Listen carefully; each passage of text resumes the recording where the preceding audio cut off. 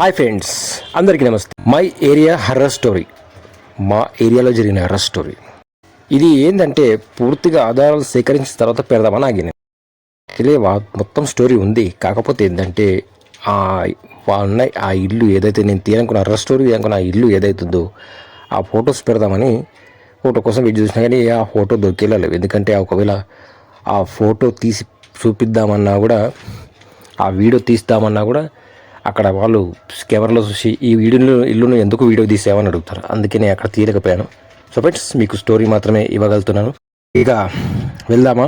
అసలు స్టోరీ ఏం జరిగిందంటే, ఓ కార్మికురాలు, డైలీ లేబర్, యథావిధిగా కూలి పని చేసుకునేది ఆమె.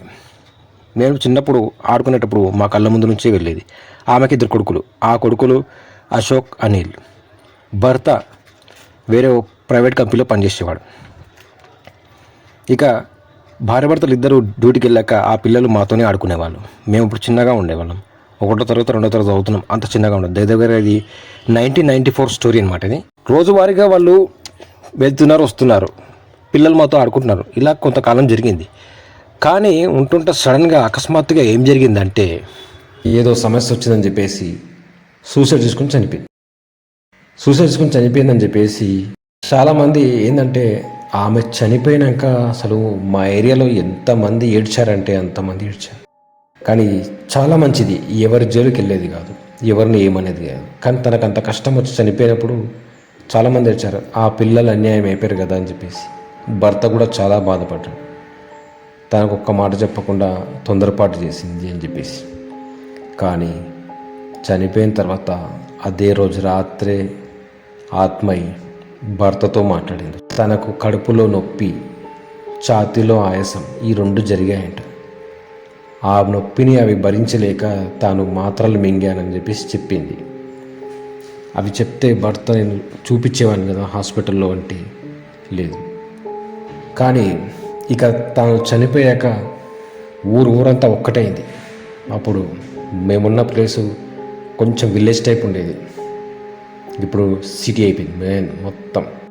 అయితే అప్పుడు ఆ చనిపోయినప్పుడు నేను కూడా శ్మశానానికి వెళ్ళాను. చిన్నతనంలో కదా, ఆడుతూ పాడుతూ అందరూ పోతుంటే వాళ్ళతో పాటు నేను కూడా వెళ్ళాను. చాలామంది ఏడ్చారు. ఒక్కరికి అది 2 వేల మంది ఏడ్చారు. పేద కార్మికురాలే, కానీ ఆమె మంచితనానికి అందరు తలంచిపోయారు. అంత మంచి పేరు. అసలు ఏం జరిగిందంటే, ఒకరోజు నైటు తాను అంటే వాళ్ళుండే ఇంట్లో శంకరప్ప అనే ఒక అతను కూరగాయలు అమ్మేవాడు. అప్పుడు అక్కడ ఒక ఇంటి ముందు అరుగు ముందు పెట్టుకుని అమ్మేవాడు. తను రాత్రి వాష్రూమ్కి లేచినప్పుడు వీపుపై వెనక నుంచి వచ్చి ఒక్కటి కొట్టిందంట. ఆ కొట్టిన నుంచి అతను అనారోగ్య పాలైన తర్వాత తాను హాస్పిటల్ పాలయ్యాడు. ఆ తర్వాత అసలు విషయం తనకి ఇలా జరిగిందని మాత్రం చెప్పాడు. కొట్టిందన్న సంగతి, ఎవరో కొట్టిరన్న సంగతి గుర్తుంది, కానీ ఆ తర్వాత తనకి ఏం జరిగిందో తెలియదు. కళ్ళు చేసి చూస్తే హాస్పిటల్లో. కానీ అదే శంకరప్ప జస్ట్ ఒక 4-5 ఇయర్స్ బ్యాక్ చనిపోయాడు. అప్పటి వరకైనా కూరగాయలు అమ్ముతూనే ఉన్నాడు, చనిపోయాడు. ఈ మధ్యకాలం అంటే 2022లో అనుకుంటా, అప్పుడే చనిపోయాడు. అప్పటి వరకు అదే అరుగు మీద బుట్టి పెట్టుకుని కూరగాయలు అమ్మేవాడు. సో ఫ్రెండ్స్, ఇక మరొకటి చెప్పాలంటే, భర్త కూడా కొన్నాళ్ళ తర్వాత దగ్గర ఉండడం మొదలుపెట్టాడు. అంటే చుట్టుపక్కల వాళ్ళు ఎలా నడుస్తుంది ఇంటి దగ్గర ఉంటే అంటే తాను ఏం మాట్లాడేవాడు కాదు, బాధపడుతూనే ఉండేవాడు. ఇక చుట్టుపక్కల వాళ్ళు కాస్తో కూస్తో సహాయం చేసి అట్లా ఇట్లా చేసి తనని డ్యూటీకి పంపడం మొదలుపెట్టాడు. ఇక డ్యూటీకి వెళ్తున్నాను. పిల్లలు మాత్రం యథావిధిగా మాతో ఆడుకున్నారు. కానీ ఆ పిల్లల్ని చూసిన ప్రతి ఒక్కరూ ఏడ్చేవాళ్ళు, బాధపడేవాళ్ళు. అయ్యో పిల్లలు రోడ్డు మీద పడ్డారు కదా అని చెప్పేసి. కానీ ఇక ఇది మనిషికి జరిగిన ఓ బాధాకరమైన విషయం కాబట్టి సంఘటన ఇలా ఉంది. కానీ ఇక హర్రర్ విషయానికి వస్తే, రాత్రి మళ్ళీ వచ్చి ఎవరో ఏడుస్తున్నట్టు దర్వాజా దగ్గర, అదే ఇంట్లో రాత్రి మూల కూర్చొని చీకట్లో ఎవరో ఒక నీడ కూర్చొని ఏడుస్తున్నట్టు శబ్దం. అది లైవ్గా చూశాడు తన భర్తకు అర్థమైంది భార్య వచ్చిందని. కానీ ఎంత భార్య అయినా సరే చనిపోయిన తర్వాత ప్రేతాత్మగా మారుతుంది. ఎంత మన వాళ్ళైనా చనిపోయాక వాళ్ళ ఆత్మలు ఉన్న సంగతి మర్చిపోవద్దు. ఎందుకంటే చనిపోయిన తర్వాత తనతో పాటు మరొకరిని తీసుకోవాలని చూస్తుంది ఆత్మ. జాగ్రత్తగా ఉండాలి. మనోళ్ళే కదా, మన సంబంధం రక్త సంబంధం అని పోతాం, ఆగమైపోతారు టైం బాగాలేనాడు. అలా రాత్రి వేళ వచ్చి ఏడుస్తుంటే భర్తకు భయమైంది. వాష్రూమ్కి వెళ్ళాలన్నా వద్దని చెప్పేసి వాష్రూమ్కి వెళ్ళకుండా మళ్ళీ లోనికి తలుపేసుకున్నాడు. దర్వాజా సందు నుంచి చూస్తే ఆ నీడ మెల్లగా నడుచుకుంటూ వచ్చి దర్వాజా దగ్గర ఆడి ఏడవడం మొదలుపెట్టింది. ఇక భర్తకు ఒకవైపు వాష్రూమ్ వస్తుంది, ఒకవైపు ఏమో దర్వాజా ముందు వచ్చి తనను వేస్తుంది. ఆ తర్వాత భర్త ఆ విషయం ఎవరికి చెప్పలేడు, తన భార్య ఆత్మీయ వస్తుంది చెప్పేసి. కానీ చాలామంది ఆ ఇంట్లో వాళ్ళంతా ఖాళీ చేశారు, ఇల్లు ఖాళీ అయిపోయింది. చివరకు మిగిలింది శంకరప్ప ఒక అతను, ఆ ఫ్యామిలీ పల్లి. ఇక తరచుగా ఇలా వస్తున్నందుకు ఆ ఆత్మదాటికి తట్టుకోలేక భర్త కూడా భయపడి చివరకు చుట్టుపక్కల వాళ్ళకి చెప్పాడు. అప్పుడు వాళ్ళందరూ ఏం చేశారంటే, ఓ మాంత్రికుడు ఉండేవాడు అప్పట్లో, ఆయన పేరు తెలియదు నాకు, మర్చిపోయాను, చిన్నప్పుడు పేరు ఉండేవి కదా. అతను ఒక పంతులు కాదు, ఎవరు కాదు, ఓ మాంత్రికుడు అని. ఎక్కడ ఉంటాడో తెలియదు కానీ టైమ్స్కు వీళ్ళు పిలిచేవారు. అయితే ఆ మాంత్రికుడు వచ్చి మంత్రించిన తర్వాత చిన్న మేకులు కొట్టిండు ఆ కడప ద్వారాలకి. ఆ ఇంట్లో ఉన్న ముఖ్య ద్వారానికి 3 మేకులు కొట్టిండు. ఎందుకంటే ఆ మేకులు కొట్టేటప్పుడు నేను అక్కడే ఉన్నాను. అది రాత్రి వేళల్లో, మేము రాత్రి వేళలప్పుడు పెళ్లి జరుగుతుంది మా చుట్టాలది. పెళ్ళి అవుతున్నప్పుడు రాత్రి పెళ్లి పనికి ఉంటుందని కదా అని చెప్తే, అప్పట్లో ఎలా ఉండేది, అందరం కలిసి ఉండేవాళ్ళం. అలా పెళ్లి పనుల కోసం పోతుంటే 3 మేకులు కొడుతున్నారు. నేను చూశాను మేకులు కొడుతుంటే. 3 మేకులు కరపకు కొట్టి పెట్టాడు.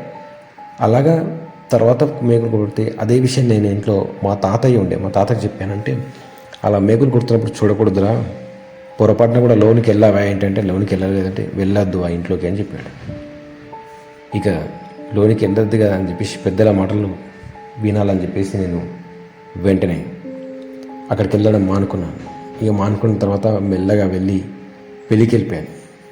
కథలు నడిచిపోయి పెళ్ళైన తర్వాత 2 రోజులకి మళ్ళీ మేము మా ఇంటి పక్కన మైదానంలో ఆడుతుంటే ఆ పిల్లలు వచ్చారు. అప్పుడు ఆ పిల్లలు అడిగితే, మేకులు కొట్టారా అంటే, లేరా మేకులు కొట్టిర్రు, కానీ ఎందుకు కొట్టిరు తెలియదు, మన కడప ఉసిపోతుందని కొట్టిర్రా అంటే, ఎందుకంటే ఆ చిన్నతనంలో పిల్లలకి ఏం తెలియదు. ఇక కొంతకాలం అలాగే గడిచింది. కానీ తర్వాత కూడా భర్తకి ఇక తను కూడా ఎక్కువ కాలం బతకలేడేమో అన్నట్టుగా ఆలోచన వచ్చింది. ఆ మాట అనేసరికి చుట్టుపక్కల వాళ్ళు ఏం చేశారంటే, మీరు ఆ ఇంట్లో ఉన్నంతసేపు అదే ప్రాబ్లం ఉంటుంది, వెంటనే ఆ ఇల్లు కాల్ చేయాలని చెప్పేసి ఆ ఇల్లుని కాల్ చేయించారు. ఒక 5-10 నిమిషాలు పక్కకు అంటే వెనక గల్లీలోకి పంపించారు. ఆ వెనక గల్లీలో ఇల్లు చాలా బాగుంది, ఆ ఇంట్లోకి వెళ్ళిపోయాడు. కొన్నాళ్ళు కిరాయి కట్టకున్నా పర్లేదు అన్నారు. అప్పట్లో అంత మంచి వాళ్ళు ఉండేది. తను ఒక 2-3 నెలలు కిరాయి కట్టకున్నా పర్లేదు, పైన పెంట్ హౌస్ రూమ్లో ఇచ్చారు. ఇక తను పెంట్ హౌస్తో 2 పిల్లలతో తను హాయిగా ఉన్నాడు అక్కడే, హాయిగా. కానీ తరచుగా రోజు రాత్రి వేళల్లో ఏదైతే ఇల్లు తను చనిపోయిందో సూసైడ్ చేసుకుని, అదే ఇంట్లో రాత్రి ఆత్మ నేరుగా రావడము, దర్వాజా కొట్టడము. శంకరప్ప ఒక్కసారి తెలియక డోర్ తీసి శంకరప్పని వేసి కొల్లి కొట్టి అలాగా. కానీ వాళ్ళు మేకులు కొట్టిన కారణంగా ఆత్మ లోనికి వెళ్ళలేకపోయింది. ఇక మేకులు కొట్టాక కడప దగ్గరికి రాకుండా కాస్త దూరంలోంచి కూర్చొని, అదొక రోడ్డు ఉండేది, రోడ్డు దారి, ఆ దారిలో కూర్చొని వచ్చేది. అసలు అప్పట్లో కొంతమంది లైవ్గా చూసినామని చెప్పారు ఆ దయ్యాన్ని, అంటే ఆ సుగుణ అనే ఆమె ఆత్మని లైవ్గా చూశారు చాలామంది. మా ఇంటి దగ్గర నాకు ముసలావిడ ఉంటుంది, ఆవిడ కూడా లైవ్గా చూసి ఇక వాళ్ళు, ఎందుకు చావమ్మ నువ్వు, చంపడానిక, నువ్వు చచ్చిపోయిన అనవసరంగా నన్ను చేస్తుంటే, తాను ఏం మాట్లాడకుండా ఆ ఆత్మ అనేది నేరుగా అక్కడి నుంచి వెళ్ళిపోయి, ఇక ఆ రోజు ఆత్మ అక్కడి నుంచి వెళ్ళిపోయిందంటే తిరిగి ఎన్నడూ రాలేదు. ఒక్కసారి ఆ కడపకి మేకులు కొట్టినాక వచ్చింది అంతే. ఆత్మ నేరుగా లోనికి వెళ్ళడానికి ప్రయత్నం చేసింది, కానీ కడపలోకి కాళ్ళు పెట్టలేకపోయింది ఆ ఆత్మకి. ఆ మేకులకులో అంత మంత్రించి మంత్రం చేసి ఆ మేకులు కొట్టిరు. మేకులకు శక్తి ఎక్కువ ఉంటుందంట మంత్రించి గడితే. ఇక దుష్టశక్తుల మీద లోనికి వెళ్ళవు, ఇక ఆత్మ కూడా వెళ్ళజాలదు. అందుకే ఆత్మ వెనక్కి తిరిగింది. ఆ వెనుక తిరిగి నేరుగా మళ్ళీ కొద్దిగా వెళ్ళి అక్కడే ఓ చెట్టు కింద కూర్చొని ఏడవడం మొదలుపెట్టి, ఇది లైవ్గా చూశారు మా ఇంటి దగ్గర ఒక ముసలావిడ. జరిగినట్టు చెప్పింది. తాను చూసింది అబద్ధం నిజమని కూడా మరొకరు చెప్పే ఒక పంతులకు అడిగితే, ఆ పంతులు కూడా చెప్పాడు, నిజమే, ఆమె ఆత్మ ఎక్కడే తిరుగుతుంది అని. మరి ఎలాగా అంటే కొంతకాలం ఆమె తిరిగి మరొక అమావాస్యలోపు తిరుగుతుంది. అమావాస్య దాటిందంటే ఇక ఆత్మ ఎప్పుడు అక్కడ రాదు, అంతర్ధానం అయిపోతుందని పంతులు చెప్పింది. అప్పట్లో పంతులు ఉండేవాడు మా ఇంటి దగ్గర, అతను చెప్పేవాడు. సో ఫ్రెండ్స్, ఇక ఆ రోజు నుంచి ఈ రోజు వరకు మా ఏరియాలో అన్ని బిల్డింగ్లు కట్టిర్రు. అన్ని బిల్డింగ్లు మంచి కొత్తగా తలతల మెరుస్తున్నాయి. ప్రతి బిల్డింగ్ని, ప్రతి ఇంటిని కూలగొట్టి కొత్తగా కట్టుకుని ఉన్నారు. కానీ ఈ ఎవరైతే మరణించిన ఆత్మహత్య చేసుకున్న ఇల్లు ఉందో ఆ ఇల్లు ఈ రోజు వరకు కూడా అక్కడే ఉంది. అదే శిథిలావస్థలో ఉంది, కుప్పగూలిపోయి అదే పాడుబడ్డ బంగ్లా ఇల్లులా ఉండిపోయింది. నేను ఫోటోలు తీసి పెట్టేటోండి, కానీ ఫోటోలు తీసేస్తే అక్కడ ఎందుకు ఫోటోలు తీసినామని చెప్పేసి జనాలు పంచాయతీలు పెడతారు.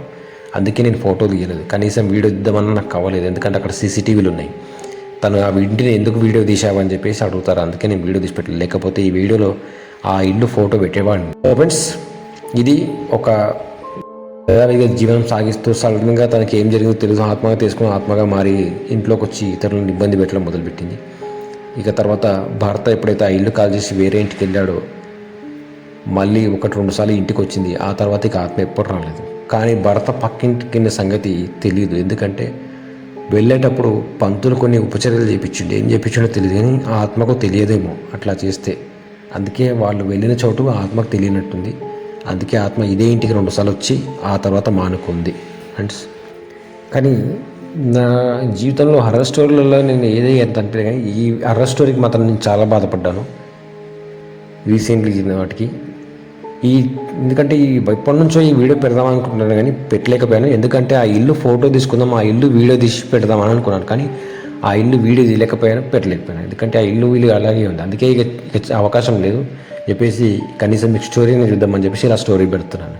కానీ ఇప్పటికి కూడా మొత్తం చుట్టూ మంచిగా అయిన ఇల్లులు, పాత ఇల్లులు కొలగొట్టి కట్టుకున్నారు, కానీ ఆ ఇల్లు మాత్రం శిథిలావస్థలు అలాగే ఉంది. ఇప్పటికీ ఆ ఇంట్లో కనీసం 4 చనిపోయారు. ఈరోజు వరకు 4 చనిపోయారు. లాస్ట్ చనిపోయింది శంకరప్ప, 2022లో చచ్చిపోయాడు అంతే. ఆ తర్వాత ఆ ఇంట్లో ఎవ్వరు లేరు. ఇక అందరూ ఆ ఇల్లు మానేసి వెళ్ళిపోయారు. ఆ ఇల్లు శిథిలావస్థలు అలాగే ఉంది. సో ఫ్రెండ్స్, మా ఏరియాలో జరిగిన ఘటన ఇది. వీడియో తీసి పెడదాం అనుకున్నాను, కుదరక నేను మళ్ళీ ఇలా స్టోరీ చెప్పాల్సి వస్తుంది. ఇప్పుడు చెప్పకపోయినా కనీసం ఆ ఇల్లు వీడియో ఎప్పుడైనా దొరికితే నేను ఈ వీడియోని మళ్ళీ మీకు రిపీట్ చేసి చెప్తాను. ఆ వీడియోని చూపిస్తాను మీకు ఎలా ఉంటుంది. ఆ ఇల్లు పాడుబడ్డ బంగ్లాగా, అన్ని ఇల్లులు అందంగా, అది మాత్రం పాడుబడ్డ బంగ్లాలాగా అలా ఉండిపోయింది. అసలు ఇల్లు ఎవరు కొంటలేరు, ఆ జాగాను ఎవరు కొంటలేరు, ఎవరు అమ్మట్లేడు, కొంటలేరు, ఇల్లు కట్టట్లేదు.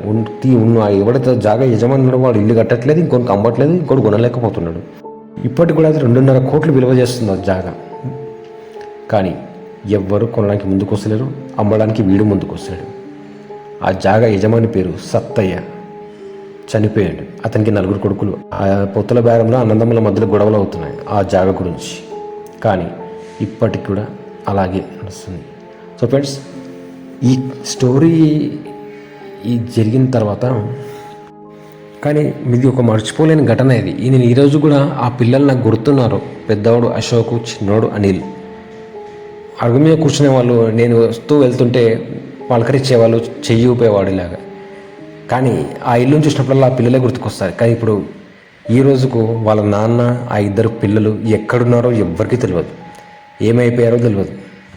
మరి ఇంతకు అప్పుడే వాళ్ళ నాన్నకు 38 ఇయర్స్ ఉంటుండే. మరి ఈరోజు వాళ్ళ నాన్న ఉన్నాడా లేడా తెలియదు, ఆ పిల్లలు ఏమైపోయారో తెలియదు, ఎక్కడికి వెళ్ళారో తెలియదు. కనీసం ఒక్కరోజు కూడా ఏదైనా చుట్టుపక్కల ఎక్కడ చూసినా కనీసం ఎక్కడో ఎమ్మడో మాయమైపోయినాడో కూడా మాకు కనిపించాడు, కానీ ఆ 2 పిల్లలు మాకు కనిపించలేరు. మరి ఎక్కడున్నారో ఏమైపోయారో తెలియదు. వాళ్ళకి సంబంధించిన చుట్టాలు, బంధువులు కూడా మాకు ఎవరు తెలియదు, ఆ 4 మాత్రం తెలుసు. సో ఫ్రెండ్స్, బాధాకరమైన ఈ హర్రర్ స్టోరీ మీకు నచ్చితే లైక్ చేయండి, షేర్ చేయండి, మరి మీకోసం నా ఛానల్ సబ్స్క్రైబ్ చేయండి. మరొక జరిగిన సంఘటనతో మీ ముందుంటాను. అంతవరకు సెలవు. నమస్తే, బాయ్.